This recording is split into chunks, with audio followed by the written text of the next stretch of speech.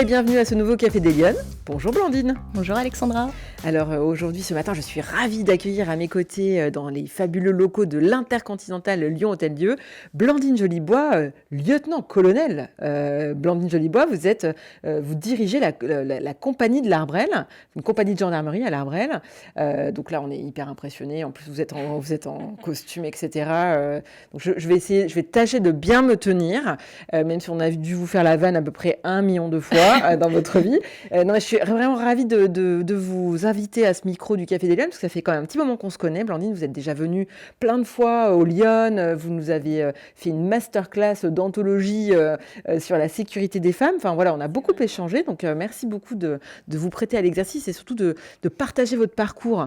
Parce que nous, vous savez, à ce micro, on aime bien savoir, connaître un peu la diversité des parcours des femmes et dans plein de métiers, notamment les métiers évidemment de la gendarmerie, de la sécurité, c'est des sujets qui nous préoccupent. Et donc voilà, on voulait savoir un petit peu, avoir votre retour d'expérience sur la place des femmes dans la gendarmerie nationale, d'une manière peut-être plus générale aussi dans la sécurité en France, comment ça évolue, comment vous voyez les choses. Et puis on parlera évidemment de votre propre parcours, de votre parcours personnel, comment on arrive à prendre de hautes responsabilités comme les vôtres dans ce secteur. Mais Blandine, première question de l'émission, vous la connaissez. Est-ce que vous êtes une femme engagée ? J'ai presque honte de poser la question, mais justement, c'est quoi pour vous l'engagement ? Alors, pour moi, l'engagement, je dirais qu'il a 2 significations. La première signification, c'est que pour moi, une personne engagée, c'est quelqu'un qui est acteur, qui ne reste pas spectateur, qui s'engage pour une cause, pour une idée, pour un projet et qui décide d'agir, en fait. Et après, il y a un autre sens, c'est que l'engagement, c'est quelque chose de central dans mon métier. C'est pour ça qu'on parle de contrat d'engagement quand on intègre la gendarmerie. S'engager, c'est aussi accepter... pour l'intérêt général, en l'occurrence pour notre profession, de sacrifier de sa vie personnelle, de sa vie familiale, sociale, de son temps pour l'intérêt collectif. Donc ça a vraiment 2 significations pour moi. C'est une valeur vraiment socle, en fait, pour notre métier, l'engagement. Oui, vous avez raison, parce qu'en plus, vous, l'engagement, il est ultime dans votre engagement professionnel. C'est-à-dire que vous vous engagez à donner jusqu'à votre vie. Et tout à fait. Malheureusement, l'actualité le souligne quand même assez régulièrement. On le dit pas assez, mais c'est vrai que c'est un sacré engagement. Mais est-ce que c'est pas presque écrasant de prendre un engagement pareil ? Non, je pense qu'il faut le faire en ayant les idées claires, parce que ça a un impact non seulement sur notre vie au quotidien, mais aussi sur la vie de notre entourage. Et c'est pour ça que je pense que c'est un métier de vocation, en fait. Si on n'a pas cet engagement en tête quand on intègre la gendarmerie, je pense que d'emblée, on fait fausse route. Oui, c'est ça. Mais ça veut dire que cet engagement, il se traduit... Alors, vous avez des métiers où, évidemment, c'est des métiers passion et on rentre pas, on termine pas sa journée à 17h, à 18h et puis on laisse ses dossiers à la maison. C'est des métiers où, en fait, vous êtes constamment, sans doute, en train de penser. Ou est-ce que, au contraire, d'ailleurs, il y a peut-être des bulles qu'on arrive à préserver. Mais est-ce que cet engagement, il se traduit concrètement dans votre vie, comment ? Il se traduit aussi dans votre vie personnelle ? Il se traduit dans vos activités extra-professionnelles ? Où il y a 2 parties. Je pense que ça dépend aussi beaucoup des fonctions qu'on occupe dans l'institution. Ouais. En l'occurrence, pour le poste que j'occupe là actuellement en tant que commandant compagnie, je dirais que l'engagement, il est véritablement total parce qu'en fait, on est rappelable H24, 7 jours sur 7. Donc l'engagement, il se traduit aussi à la maison, sur les événements familiaux, dans le sens où je peux très bien être à la kermesse de mon fils et être rappelé pour un événement. Oui. Et puis l'impact aussi que ça peut avoir sur la vie privée, dans le sens où on fait un métier où malheureusement, on est aussi confronté aux aspects les plus sombres de la société. Oui, donc c'est difficile de vraiment couper en arrivant à la maison et de faire abstraction de ce qu'on a pu voir et ce à quoi on a pu être confronté dans la journée, en fait. Donc l'engagement, pour moi, oui, sur certains postes, il est vraiment total. Je pense que je parle de ma fonction aujourd'hui, mais le brigadier en gendarmerie départementale, son engagement est total. Enfin, il est rappelable, il est confronté à des choses qui font que ça a forcément des répercussions sur son quotidien, sur sa vie de famille, sur sa vie sociale. C'est un tout. Et alors, de votre point de vue, j'ai envie de dire à double titre, Qu'est-ce que vous pensez de la place des femmes aujourd'hui dans la société? Parce qu'il y a la place des femmes dans l'institution que vous représentez. Et je pense que ça a beaucoup évolué, vous allez nous dire ce qu'il en est exactement, y compris à des postes à responsabilité, on le voit avec vous aujourd'hui. Mais il y a aussi du fait de votre expertise, de votre métier, vous avez une vue sur la société française en général. Pareil, les sujets ont beaucoup évolué. On parle aujourd'hui beaucoup de violences intrafamiliales et on reconnaît beaucoup la parole des femmes, la parole des victimes, enfin des femmes quand elles sont victimes de violences, etc. Ce qui était peut-être moins le cas il y a encore 20 ans, 30 ans. Enfin voilà, la société a évolué. Quel est votre regard à vous sur ces deux aspects, la place des femmes dans l'institution et la place des femmes dans la société? Vous en pensez quoi? Elles sont suffisamment présentes, on les entend, elles sont visibles, ou il y a du chemin à faire? Alors, dans l'institution, je dirais que ça a beaucoup évolué, puisque les femmes en gendarmerie, c'est assez récent, c'est 1983. Actuellement, on doit être à peu près à 24 ou 25% de femmes dans l'institution, et ça n'a de cesse d'évoluer. Oui. Donc c'est vrai que sur cet aspect, je pense que les femmes sont de plus en plus représentées dans l'institution. Je le vois juste à l'échelle du département. On a une autre femme qui est commandante de compagnie, ma chef directe qui commande le groupement de gendarmerie du Rhône. Donc c'est le département, c'est une femme également, c'est une colonelle. Donc je dirais que dans l'institution, on a de plus en plus de femmes, y compris à des postes à haute responsabilité. Donc les choses évoluent positivement en tout cas. C'est évolue positivement, mais on fait plus le... Je sais pas, avant il y avait des barrières physiques par exemple, on disait que les femmes elles pouvaient pas occuper certaines missions, certains postes parce qu'elles elles étaient moins fortes physiquement. Vous avez des métiers où il faut évidemment s'engager, c'est extrêmement compliqué. Alors j'invite personne à essayer de se battre contre vous parce que vous êtes prof de Krav Maga. C'est ça, instructeur de Krav Maga. Voilà. Donc vraiment je n'invite personne à tenter. Mais quand même, est-ce que c'est des choses qui ont changé? Est-ce que les femmes osent plus aller aussi dans des métiers, y compris où il y a de la force physique, et puis c'est pas grave si on n'a pas la même force que les hommes, mais on peut peut-être faire les choses différemment? Oui, on a plein de métiers qui se sont ouverts aux femmes, justement, les unités d'intervention, en psyg, justement, sur la compagnie, on a une unité où on a eu des femmes, il n'y en a pas actuellement, mais c'est des postes qui sont ouverts aux femmes avec des tests comme pour les hommes, et je pense que les femmes osent de plus en plus se confronter à ce type de tests. La gendarmerie mobile, c'est aussi ouvert aux femmes. Enfin, il y a une vraie évolution là-dessus, et il y a moins de barrières pour certains postes, en tout cas. Mais c'est des métiers où il faut quand même rentrer avec une très bonne condition physique. Il y a une condition physique, oui, qui exigeante, est sollicitée avec des tests sportifs où on demande certains résultats. Oui, c'est ça. Ouais. Mais on peut s'entraîner pour y arriver, ou c'est vraiment des trucs où c'est l'élite qui rentre et en fait, si vous n'avez pas un certain niveau de sport, machin, vous n'y arriverez jamais? Non, moi je considère que tout est possible avec de l'entraînement. J'ai pu le constater par moi-même, des gendarmes qui se préparaient pour des tests de haut niveau pour intégrer certaines unités de la gendarmerie avec une grosse préparation, et puis le mental aussi qui va avec.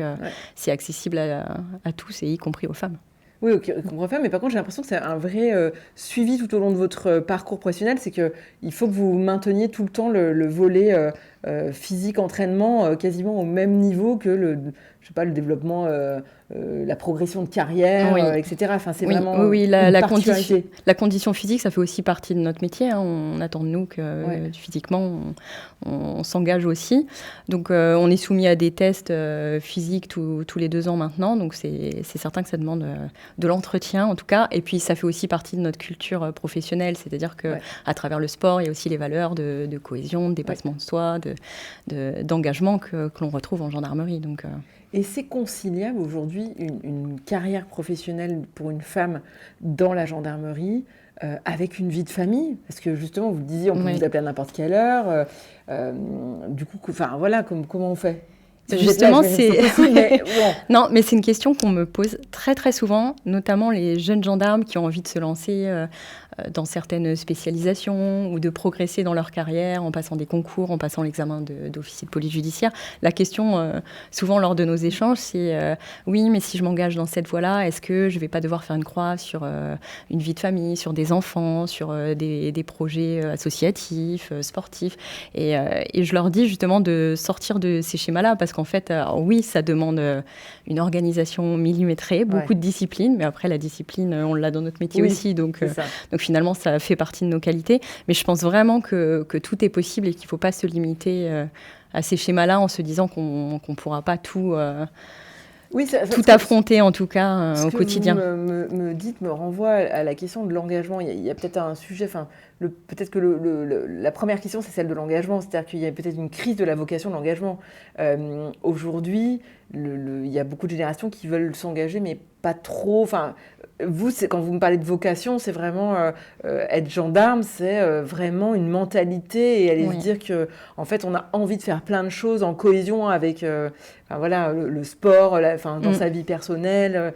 Je sais que vous faites beaucoup d'activités comme ça, vous faites des courses, vous faites en équipe, vous faites beaucoup de choses. Oui, je pense qu'il faut, au-delà de l'engagement, c'est-à-dire s'engager pour les autres, pour la société aussi, pour la sécurité de nos concitoyens, je pense qu'il faut aussi adhérer aux valeurs que véhicule l'institution. Ouais. Et vous l'avez dit, c'est la cohésion, c'est le dépassement, c'est le sport. Parce qu'à côté du quotidien de gendarme, il y a aussi la vie en caserne, la vie de l'unité, ou aussi de par le quotidien et puis l'engagement opérationnel, on a besoin de cette cohésion pour travailler ensemble parce que finalement, on met aussi notre vie entre les mains de notre camarade de patrouille sur les interventions. Donc c'est quelque chose qui se cultive au quotidien. Ouais. Et le sport fait partie de ces leviers pour cultiver la cohésion en gendarmerie. Et alors, si on revient à votre vision sur la place des femmes dans la société, de manière générale, quelle évolution vous avez observée ? Pareil, alors je parlais tout à l'heure, je donnais l'exemple des femmes quand elles sont victimes de violences, notamment sexuelles, parce que je sais que c'est quelque chose qui a évolué. Mais qu'est-ce que vous observez, vous, depuis votre poste ? Je dirais que j'observe deux choses. C'est-à-dire que dans mes interlocuteurs, les collaborateurs au quotidien, finalement, je travaille avec autant de femmes que d'hommes, c'est-à-dire dans les autorités administratives, judiciaires, les élus.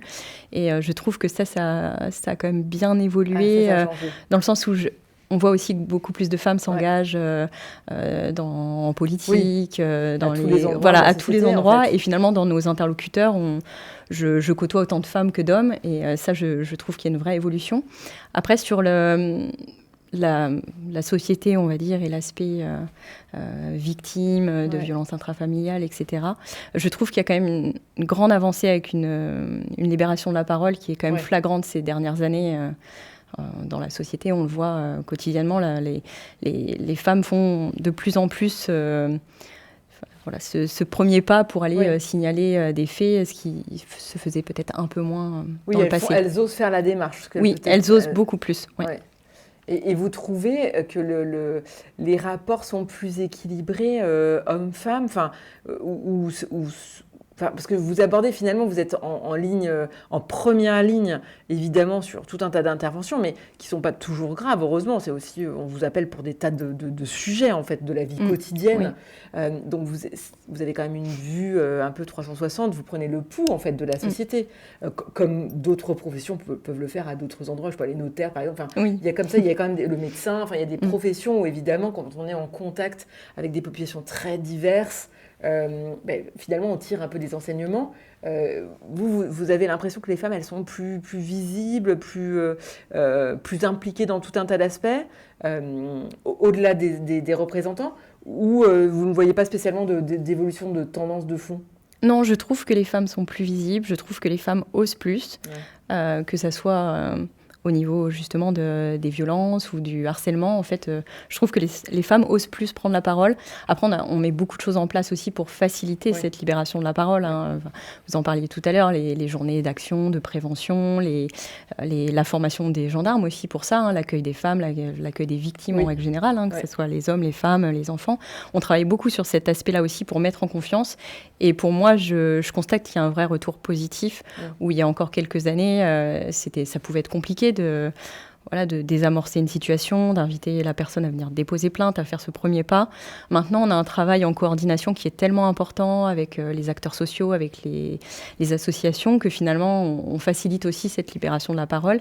Et je trouve que c'est vraiment le terme, c'est les femmes osent plus, que ce soit dans la vie politique de la société, avec les interlocuteurs que je peux côtoyer, mais aussi sur ce volet d'un fractionnel, on va dire, où les femmes osent plus dénoncer les faits au quotidien, y compris les faits de harcèlement de rue, de harcèlement à l'école, tout ce dont elles peuvent être victimes. Il faut souligner la qualité du travail de formation qui a été faite, parce que moi j'ai eu l'occasion dans mon travail de l'observer. Et c'est vrai que maintenant, il faut le dire, hein, les femmes qui sont victimes de violences ou de faits graves, elles sont bien accueillies en gendarmerie. On fait attention. Oui. Vous avez des procédures particulières. On peut d'ailleurs signaler les choses de manière très discrète quand on ne veut pas, ou on a déjà échangé sur ça, mais voilà, des femmes qui auraient besoin de pouvoir libérer leur parole, de pouvoir au moins dire à quelqu'un qui représente l'autorité ce qui se passe dans leur foyer. En fait, il y a des petits signes. On peut vraiment arriver à être reçu discrètement et puis rapidement pour ne pas attendre. On sait que quelqu'un qui est victime de violence ne va pas attendre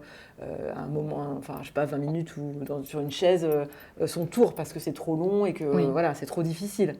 Oui, c'est quelque chose qu'on a fait évoluer en fait en interne, en professionnalisant vraiment cet aspect-là de notre métier, avec des formations, des sensibilisations, y compris pour les jeunes gendarmes qui sortent d'école, parce que la prise en charge des victimes de violences au quotidien se fait de manière différente. Forcément, on ne va pas traiter de la même manière une victime de violence intrafamiliale qu'une victime d'un vol roulotte ou d'un vol à l'arraché. C'est des spectres différents. Et cette professionnalisation, elle permet vraiment de mettre en confiance les victimes, de lui offrir un traitement particulier dans sa réception à la brigade. Et je pense que ça participe aussi à la prise en charge globale et à l'évolution aussi de cet aspect-là, en fait, de la libération de la parole. Et alors, Blandine, on va parler de votre parcours, de votre parcours personnel, mais vous, petite fille, vous rêviez d'être gendarme ou de travailler dans la police plus tard? Enfin, c'était quoi votre rêve de petite fille? Non, pas forcément. Alors, j'ai toujours été attirée par le monde militaire, justement pour les valeurs qu'il véhiculait, le dépassement de soi, la résilience. Ça m'a toujours attiré la discipline aussi du monde militaire. Pas 7 ans, 8 ans? Non. Plus jeune, j'étais attirée par le monde de l'art, par le patrimoine culturel. J'étais persuadée que je ferais mes études dans cette voie-là, ce que j'ai fait. Okay. Et puis finalement... attendez, c'est hyper important, hein, parce que je vois bien que vous essayez de contourner l'obstacle, mais non, ça veut dire que vous, petite fille, vous vouliez quoi? Vous vouliez être danseuse étoile, vous vouliez être artiste peintre, vous étiez dans un truc un peu... Non, j'étais passionnée par les aventures d'Indiana Jones, l'histoire de l'art, un peu action-aventure. Voilà, et puis en évoluant, le monde militaire m'a plu aussi. Et finalement, j'ai trouvé le moyen aussi d'allier les deux, puisque dans la poursuite de mes études, j'ai pu faire à la fois du droit et des études d'histoire de l'art. J'ai travaillé sur la lutte contre le trafic d'art. Et c'est ce qui m'a amenée aussi en gendarmerie. Mais alors, avant ça, c'est-à-dire quand vous êtes au lycée, à un moment donné, il faut choisir une carrière.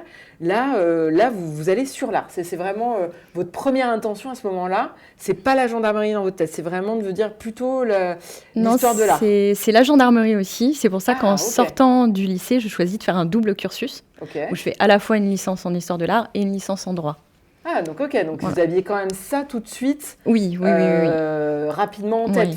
Oui. Vous aviez un plan. Oui. Mais vous dites, je vais me spécialiser, je vais me construire une expertise peut-être, c'est ça? C'est ça, une spécialisation où en fait je voulais pas justement faire un choix et me priver de l'un ou de l'autre. Donc j'ai choisi ce parcours double où j'ai débuté à la fois. Comment vous avez l'idée de l'histoire de l'art?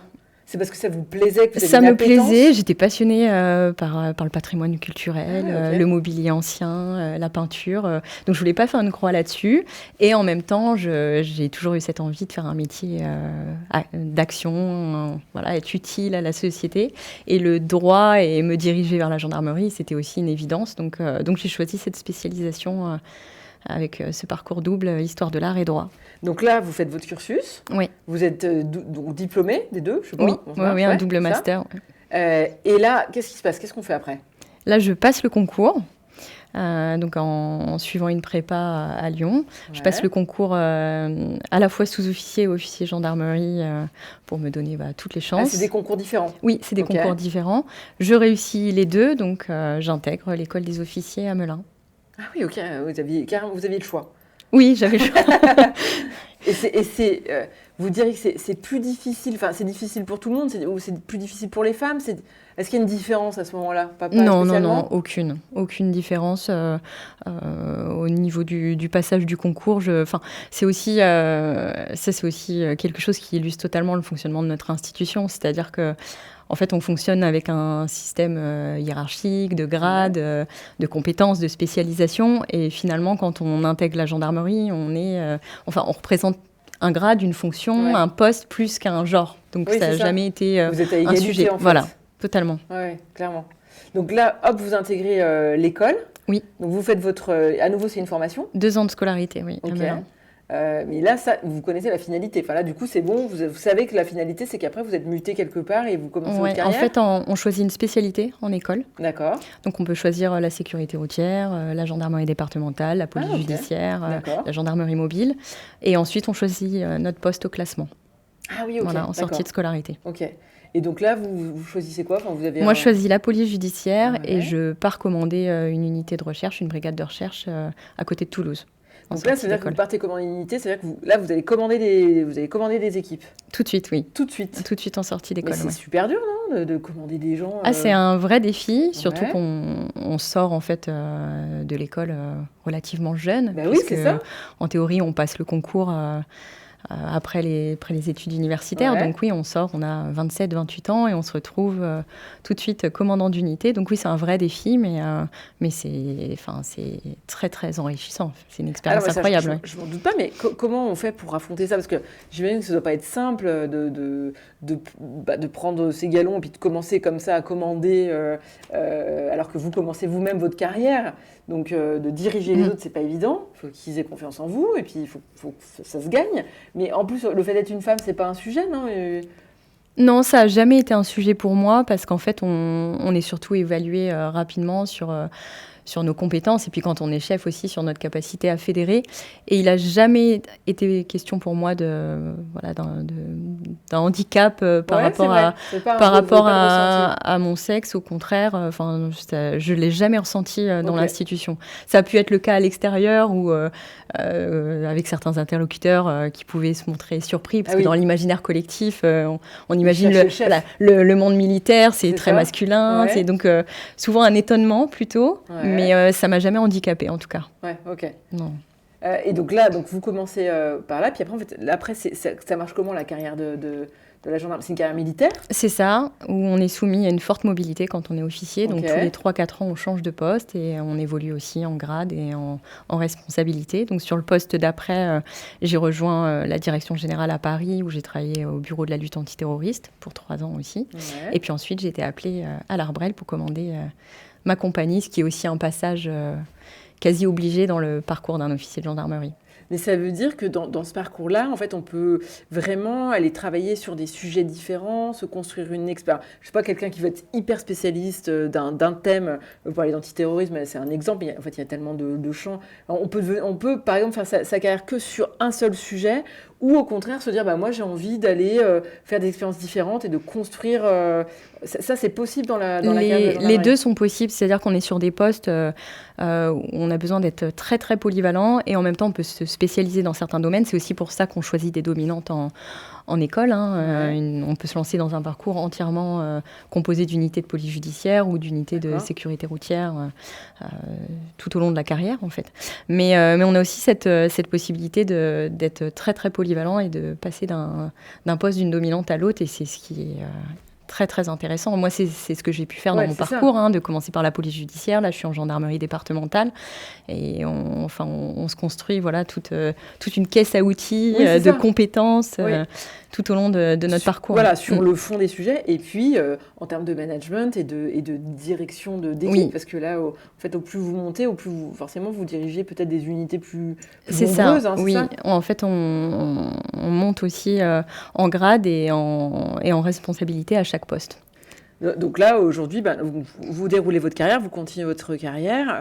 On vous la souhaite évidemment longue et élevée. On suivra avec plaisir. Mais quand vous regardez au-dessus de votre épaule, vous vous dites, ok, j'ai fait ça jusqu'à présent. Qu'est-ce qui a été marqueur ou déclencheur? Est-ce que, je ne sais pas, est-ce qu'il y a des gens qui vous ont aidé à construire votre parcours? Est-ce que vous avez des mentors? Est-ce que, je ne sais pas, est-ce qu'à un moment donné, vous avez demandé conseil à des gens et qui ont marqué votre choix de carrière? Ou c'est vraiment vous qui vous dites vraiment, moi, je ressens ça comme ça et je le fais à l'instinct? En fait, je dirais qu'il y a un peu des deux. C'est-à-dire que tout au long de mon parcours, j'ai rencontré des camarades gendarmes, que ce soit des subordonnés d'ailleurs, ou des chefs, ou des pairs, qui ont pu m'inspirer, m'influencer dans mon style de commandement. Mais après, j'ai toujours été très, très attentive à conserver mon style de commandement et ma personnalité, parce que je pense que sur un métier comme le nôtre, si on commence à travestir notre personnalité, ça se ressent tout de suite et on a besoin d'être nous, d'être naturel au quotidien, parce qu'on est souvent soumis à un stress quand même important, des situations très exigeantes. Et si on joue un rôle... je pense qu'on se met rapidement en échec. Donc oui, des personnes m'ont inspirée. C'est le cas encore aujourd'hui. J'ai une chef qui est dynamique, offensive. Donc je m'inspire aussi de ce qu'elle fait au quotidien. Je m'inspire de camarades. Je m'inspire de certains de mes commandants d'unité. Mais tout en essayant de conserver ma personnalité, parce que c'est aussi un marqueur en tant que chef. C'est intéressant. Ça veut dire que vous avez anticipé la question sur le management. On parle souvent de cette question. Est-ce que les femmes, elles ont une façon particulière de diriger leurs équipes, que ce soit en gendarmerie ou ailleurs, c'est pareil. Les codes, on va dire il y a 20 ans, c'était les codes masculins. Une femme dirigeait comme un homme. Et donc, elle n'avait qu'un modèle. Et il fallait qu'elle soit déjà plutôt cassante. En tout cas, c'est comme ça qu'on les appelait. Mais finalement, vous avez intégré, vous voulez garder, c'est votre singularité, vous voulez garder votre patte et votre propre leadership, le construire et le faire à votre image et pas l'image de quelqu'un d'autre. Oui, ça, j'y tiens énormément. Et je suis convaincue que mon prédécesseur avait son mode de commandement, mon successeur en aura un autre. Et je suis très, très attachée à ça, à ne pas travestir ma personnalité et à commander comme je suis, en fait. Oui, ça veut dire qu'on vous donne la possibilité de le faire. Oui, tout à fait. Oui. Oui, donc c'est très loin de l'image qu'on peut avoir parfois de la gendarmerie. Oui, une image un peu ancienne, mais... Non, je pense que les choses évoluent, le management évolue aussi. Après, évidemment, on est dans un milieu militaire avec une limite droite, une limite gauche, des choses à respecter au quotidien, une attitude, des valeurs auxquelles on adhère, mais on peut travailler au quotidien son management avec sa personnalité, ça j'en suis convaincue. Et je l'ai vécu aussi en tant que subordonnée, où j'ai eu des chefs complètement différents, avec un style de commandement et de management totalement différent, et tout aussi performant d'ailleurs, quel que soit leur style. Qu'est-ce qui a été le plus compliqué dans ce parcours ? Vous diriez maintenant, si vous regardez comme ça, parce que après on va parler des conseils que vous pourriez donner aux jeunes femmes, mais quand vous regardez votre truc, c'est quoi le truc le plus compliqué ? Est-ce que c'est gérer sa vie perso avec sa vie pro ? Est-ce que c'est changer de poste et donc à chaque fois se remettre aussi en question, parce que vous l'avez dit, vous passez sur des postes à chaque fois très différents, en taille, en dossier, etc. Donc à chaque fois il faut quand même faut repartir un peu à zéro. En tout cas, il faut se rechallenger intellectuellement, c'est pas évident. Qu'est-ce qui est le plus dur dans cette carrière ?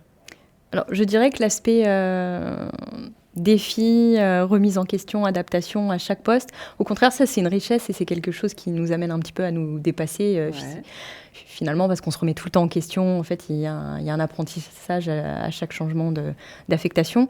Je dirais ce qui a été le plus compliqué, et ce qui l'est toujours, c'est justement de maintenir l'équilibre avec la vie privée, faire en sorte que les changements de poste, les mutations aient le moins d'impact possible sur la famille, et d'arriver à tout concilier. C'est ça qui demande, en tout cas au quotidien, le plus de gymnastique et d'organisation pour tout mener de front. Ouais. Avec une particularité dans votre métier, c'est que vous avez des jobs très exposés, malheureusement aujourd'hui encore plus qu'avant. Comment on fait pour l'assumer ? Parce que vous l'avez dit, vous, un petit peu entre les lignes, mais on comprend bien que les dossiers que vous gérez, ou les cas qui vous remontent, doivent pas être une promenade de santé, et qu'il y a des images et un certain nombre d'informations que vous gardez avec vous. Et donc, je sais pas, psychologiquement, à un moment donné, c'est quand même lourd, parce qu'on vous portez un peu sur vos épaules tout le poids du monde, en tous les cas, celui dans le périmètre dans lequel vous travaillez. Donc, évidemment, on comprend facilement les histoires familiales, des drames, des choses comme ça.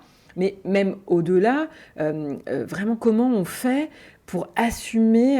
ça ne doit pas être évident à titre personnel de se dire, OK, je représente une institution, les autres projettent sur moi quelque chose, plutôt souvent négatif, malheureusement, des fois positif, heureusement. Il y a pas ici, c'est très positif, vous avez compris. Mais je veux dire, voilà, c'est peut-être pas facile. Comment on le gère, ça humainement? Les femmes, souvent, elles disent qu'elles ne veulent pas s'engager dans la vie publique, au sens large, j'entends, parce que c'est dur. Oui, il y a cette exposition. Oui. Et vous, elle est vachement dure, parce que pour le coup, en plus, il y a un risque. Il peut y en avoir un. En fait, je pense que ça se gère justement à travers les valeurs qu'on véhicule en interne, c'est-à-dire cette cohésion très forte entre nous. Quand l'un d'entre nous est en difficulté, en fait, on a cette vie en caserne, en unité, où finalement, c'est le dialogue, c'est le soutien du camarade, de notre chef, du commandant de compagnie d'à côté. Oui, énormément. Oui, justement, pour essayer de ne pas ramener tout ce poids parfois à la maison. On débriefe énormément entre nous quand on a une intervention qui est compliquée et qu'on sait que derrière, on risque d'y penser encore quelques jours. On en parle énormément entre nous et c'est ce qui fait, je pense, aussi la force de la gendarmerie, c'est qu'on cultive encore cette cohésion et cette solidarité entre nous et on sait on a toujours un camarade à qui se confier, que ce soit un subordonné, un camarade d'une unité similaire. Enfin, on a toujours quelqu'un avec qui débriefer d'une intervention, d'une situation compliquée à laquelle on a pu être confronté. Et ça, c'est précieux. Et c'est pour ça qu'on continue de le cultiver. Vous parliez des courses qu'on peut organiser, de ces événements de cohésion qu'on fait, nous, à l'échelle de la compagnie. En fait, tous ces moments-là, ils permettent d'entretenir cette solidarité et cette cohésion. De compenser, d'avoir des moments où on relâche aussi à travers le sport, à travers... Parce que j'en parlais il n'y a pas longtemps aussi avec une directrice générale adjointe des services d'une collectivité qui a eu à subir des menaces de mort, notamment de la part d'un usager qui n'était pas content, etc. Il y a les interventions que vous menez où évidemment vous voyez des choses très dures, etc. Mais il y a aussi parfois des situations très difficiles où ça monte dans les tours et où les gens ont une agressivité extrêmement irrationnelle parfois. Ça, c'est difficile quand même aussi à assumer, à garder. Enfin, Oui, c'est pour ça qu'on en parle énormément entre nous. Enfin, quand justement on est confronté à une intervention compliquée, à un événement qui vraiment peut marquer aussi, parce qu'on ne peut pas s'empêcher de transposer en fonction de ce à quoi on assiste quand on est parent, c'est toujours compliqué de prendre systématiquement ce recul-là. En fait, c'est le dialogue et c'est les échanges qui nous permettent d'assainir, de tenir sur la durée, et c'est ça qui est précieux. Alors, Blandine, quel conseil vous donneriez vous aux jeunes femmes, aux jeunes filles qui nous écoutent et qui se disent oui, c'est vrai, parce que du coup là vous incarnez vraiment un vrai rôle modèle. Nous on n'en voit pas beaucoup encore. On a reçu une pilote d'avion une fois. On n'en reçoit pas énormément des femmes haut gradées. C'est pour ça que je vous remercie d'avoir accepté, parce que je sais que c'est pas toujours facile et qu'il y a beaucoup de il y a beaucoup de contraintes qui rentrent en ligne de compte. Mais là vous renvoyez un vrai rôle modèle. Donc qu'est-ce que vous diriez aux jeunes femmes qui nous écoutent et qui disent c'est vrai, moi j'aurais rêvé de faire ça, mais jamais j'y arriverai. D'effacer le mot jamais, déjà. non, de vraiment tenter. Pour moi, justement, il faut se dire que tout est possible, quel que soit le milieu d'où on vient, sa classe sociale, son sexe, ses origines. Au contraire, je pense que quand on se donne les moyens, qu'on est déterminé, on peut abattre tous les obstacles, tous les murs, et de justement pas se mettre ces barrières qui sont parfois fictives, où on se dit je peux pas, je pourrais plus faire de sport, je pourrais plus voir ma famille, je pourrais pas avoir d'enfants. Je pense que c'est complètement faux. On peut y arriver, ça demande de la discipline, de l'organisation, mais il faut vraiment pas se mettre des barrières, et il faut oser. Et c'est ce que je dis aux jeunes que je rencontre qui ont envie de passer le concours, c'est il faut tenter. Si moi j'y suis arrivée, c'est que tout le monde peut y arriver, il faut juste s'en donner les moyens. Ça, je ne suis pas tout à fait sûre, mais par contre, ça veut dire qu'on peut pousser la porte d'une gendarmerie en disant bonjour, pardon de vous déranger, parce qu'en fait, on se dit des fois, je ne vais pas aller les déranger. Ah non, au contraire, et je pense que les gendarmes adorent ça. Ça arrive régulièrement que sur un dispositif, sur un contrôle police-route, on soit interpellé par un jeune qui nous pose des questions sur le concours, sur la manière d'intégrer. Et au contraire, ça fait partie des choses vraiment satisfaisantes au quotidien, de pouvoir échanger avec des jeunes qui ont envie d'intégrer la gendarmerie, de partager aussi nos expériences. Et non, au contraire, il faut pousser la porte de la gendarmerie et venir demander des informations. Tout le monde sera toujours bien accueilli. Oui, dans ce cas-là, on sera bien reçu. Blandine, dernière question. Si vous aviez une baguette magique, alors je sais que vous ne croyez pas trop aux baguettes magiques, vous, dans votre métier, mais si vous étiez en commandement, quelles mesures vous prendriez pour que les femmes elles soient plus visibles, plus audibles dans l'espace public, dans le débat public ? Je pense que je tenterai de développer le mentorat. Je trouve que c'est quelque chose qui n'est pas assez développé. Et malheureusement, alors je réfléchis aussi en hors et en dehors de l'institution, en fonction du milieu d'où on vient. Oui, c'est vrai. Si on est issu d'un milieu plutôt modeste, on n'a pas forcément les codes quand on veut intégrer les grandes écoles, quand on veut passer des concours de haut niveau. Et moi, à titre personnel, j'ai eu la chance de faire une rencontre quand je faisais mes études à Lyon d'une camarade qui est officier, qui avait déjà 4-5 ans d'avance sur mon parcours et qui m'a pas ouvert la voie, mais m'a guidée en tout cas, m'a donné des conseils précieux pour la suite et m'a permis à certains moments de ne pas douter. Et je pense que c'est quelque chose qui manque encore, ce système de mentorat entre femmes, justement, pour se conseiller, pour s'aider, pour se mettre en confiance, parce que c'est évidemment que on a des chefs inspirants, des camarades inspirants, mais on s'identifie bien plus aussi à une femme qui a traversé le même parcours. Et moi, c'était une vraie chance pour moi d'avoir cette camarade officier qui m'a préparée, qui m'a conseillé, qui m'a parfois boosté un petit peu. Et je me dis que j'aimerais, moi, le faire pour des jeunes filles qui souhaiteraient intégrer la gendarmerie. Et je pense que c'est quelque chose que je développerai, en tout cas. Bon, c'est un format qu'on garde du coup pour notre livre blanc de l'année prochaine. Blandine, merci infiniment d'avoir pris de votre temps. Je sais qu'il est très précieux. Merci à vous. Pour ce Café des Lyonnes ce matin avec nous. Et je sais que ça aura passionné notre auditoire. Et moi, je vous donne rendez-vous la semaine prochaine pour un prochain Café des Lyonnes. Bonne semaine à tous.